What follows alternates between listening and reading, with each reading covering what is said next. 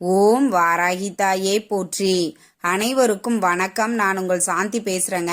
இன்றைய பதிவில் நாம என்ன பார்க்க போறோம் அப்படின்னு பார்த்தீங்கன்னா, நாளை சஷ்டி. முருகன் பெருமானின் இந்த மூல மந்திரத்தை 6 முறை உச்சரித்தால் போதும், முருகனே நேரில் வந்து உங்க பிரச்சனைகளை தீர்த்து வைப்பார். அப்படி என்ன மூல மந்திரம், அது எந்த நேரத்துல சொல்லணும், எப்படி சொல்லணும் அப்படிங்கிறத பத்தி தெளிவாக இந்த பதிவுல நாம பார்க்கலாம். அதற்கு முன்னாடி நம்ம சேனலை சப்ஸ்கிரைப் பண்ணாதவங்க சப்ஸ்கிரைப் பண்ணிக்கோங்க. பக்கத்திலே இருக்கிற பெல் ஐக்கானை கிளிக் பண்ணிக்கோங்க. அப்பதான் நான் போடுற எந்த ஒரு வீடியோவாக இருந்தாலும் உடனே உங்களுக்கு நோட்டிஃபிகேஷன்ல வரும். இப்பொழுது பார்த்தீங்கன்னா, சஷ்டி அன்று நிறைய பேர் விரதம் இருந்து முருகப்பெருமானை வழிபாடு செய்வாங்க. அந்த வகையில நாளைய தினம் நீங்கள் விரதம் இருந்து முருகப்பெருமானை வழிபாடு செய்தாலும் பரவாயில்ல, இல்ல நாங்க விரதமெல்லாம் இல்லைங்க, சும்மா நாங்க சாமி மட்டும் கும்பிட்டுக்கலாமா அப்படின்னா கூட பரவாயில்ல.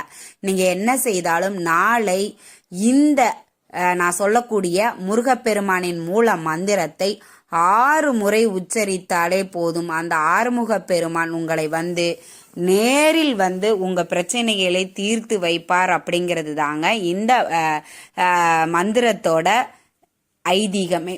இந்த மந்திரத்தை சொன்னால் அப்படி ஒரு அற்புதமான பலன் கிடைக்கும்.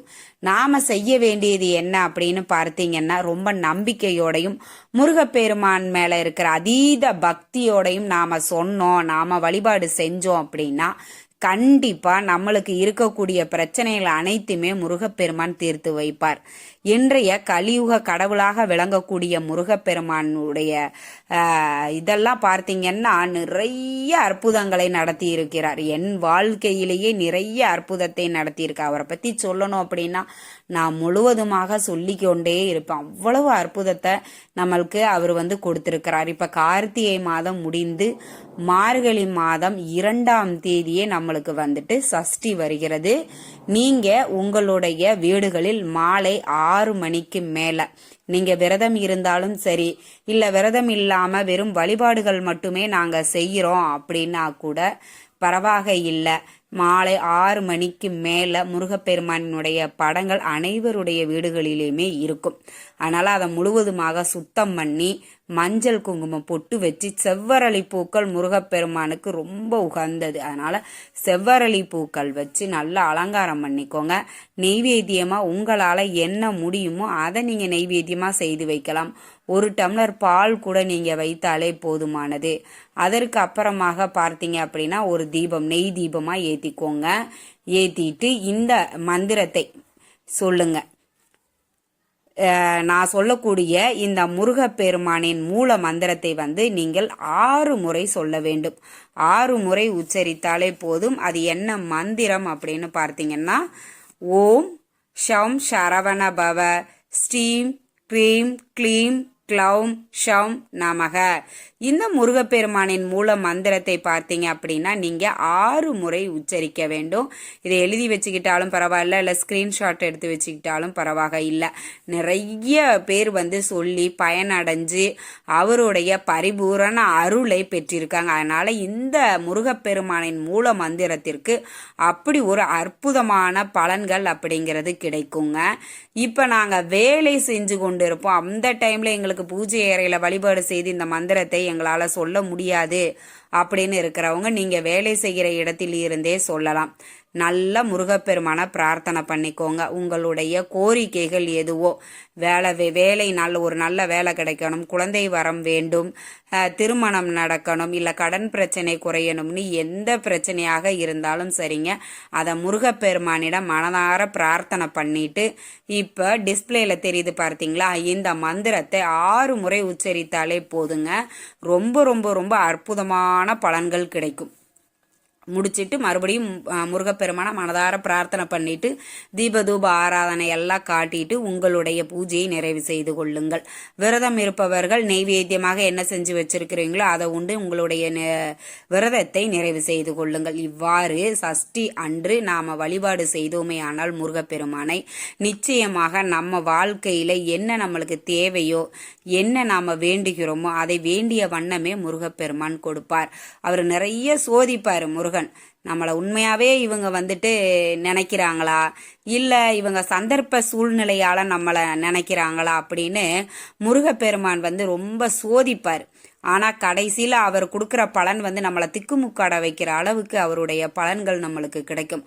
அந்த அளவுக்கு நம்மள மேலே ரொம்ப அதீத பாசம் கொண்டவர் இந்த முருகப்பெருமான். அதனால் அவரை வந்து நீங்கள் வழிபாடு செய்ய ஆரம்பிச்சிட்டீங்க அப்படின்னாலே உங்கள் வாழ்க்கையில் இருக்கக்கூடிய எல்லா பிரச்சனைகளும் தீர்வதற்குண்டான வழிகள் கிடைச்சிருச்சுன்னு தாங்க அர்த்தம். நான் சொல்லக்கூடியது வந்து பார்த்தீங்கன்னா, நீங்கள் தொழில் வளர்ச்சி அடையணும், ரொம்ப நாளாக நாங்கள் தொழில் செஞ்சுட்டு வர்றோம், அதில் ஒரு முன்னேற்றமே எங்களுக்கு இல்லை அப்படின்னா நீங்கள் திருச்செந்தூர் சென்று வருவது ரொம்ப சிறப்பு வாய்ந்தது. அதே மாதிரி பார்த்தீங்கன்னா வருடத்தில் ஒரு முறையாவது பழனியும் சென்று விட்டு வருவது ரொம்ப ரொம்ப விசேஷமானது. பழனி வந்து நவபாஷான மூலிகையால் செய்யப்பட்ட முருகருடைய சிலை அங்கே இருக்கிறது. அதனுடைய தீர்த்தத்தை நாம் அருந்தினாலே நம்ம உடம்பில் இருக்கக்கூடிய பிணிகள் நீங்கும் அப்படிங்கிறது ஐதீகம். அதனால் வருடத்தில் ஒரு முறை பழனியும் திருச்செந்தூரும் போயிட்டு வர்றீங்க அப்படின்னா ரொம்ப ரொம்ப சிறப்பு வாய்ந்ததுங்க. உங்கள் தொழில் வளர்ச்சியும் உங்கள் வீட்டில் இருக்கக்கூடிய பணத்தட்டுப்பாடுகள் பணத்தோஷங்கள் இதெல்லாம் நிவர்த்தியாகி நீங்கள் ஒரு செல்வ அதிபதியாக விளங்கக்கூடிய ஒரு சூழ்நிலைகளை முருகப்பெருமான் உருவாக்குவார். அதனால் நாளைய தினத்தில் வரக்கூடிய இந்த சஷ்டியை யாருமே தவற விடாதீங்க. நம்ம ஒவ்வொரு பதிவுலையுமே சொல்கிறது, நம்ம பதிவை தொடர்ந்து பார்த்துக்கிட்டு வர்றவங்களுக்கு தெரியும்.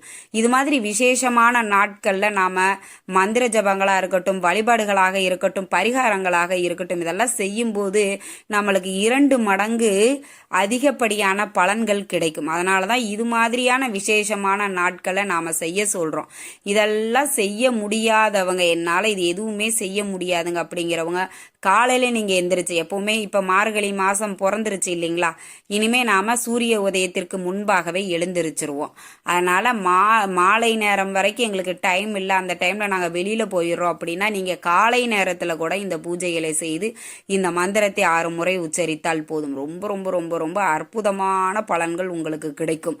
அதிலேயும் குழந்தை வரம் வேண்டி நீங்கள் விரதம் இருந்து வழிபாடு செய்கிறீங்க அப்படின்னா இந்த முருகப்பெருமானின் மூல மந்திரத்தை நீங்கள் சொல்லும்போது நிஜமாகவே உங்களுக்கு ரொம்பவுமே அற்புதமான பலன்கள் அப்படிங்கிறது கை மேலே கிடைக்கும். நாம் செய்ய வேண்டியது என்னன்னா, நம்பிக்கையோடையும் அவர் மேலே இருக்கிற உண்மையான பக்தியோடையும் நாம் சொல்லுவோமாயானால் நம்மளுடைய கோரிக்கைகள் தேவைகள் எதுவோ அது முருகனே அறிந்து அவருக்கு நம்மளுக்கு என்ன தேவைங்கிறது நம்மளை விட முருகப்பெருமானுக்கு ரொம்ப நல்லாவே தெரியும்.